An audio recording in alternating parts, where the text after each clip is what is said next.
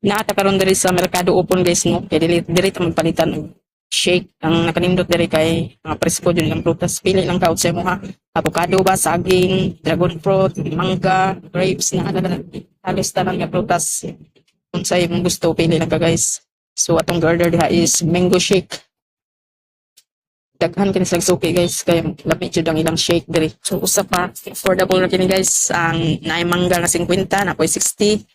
So dragon fruit 80 na 60. So affordable ra gyud ilang presyo depende sa prutas nila. So sugda na tani guys, let's eat.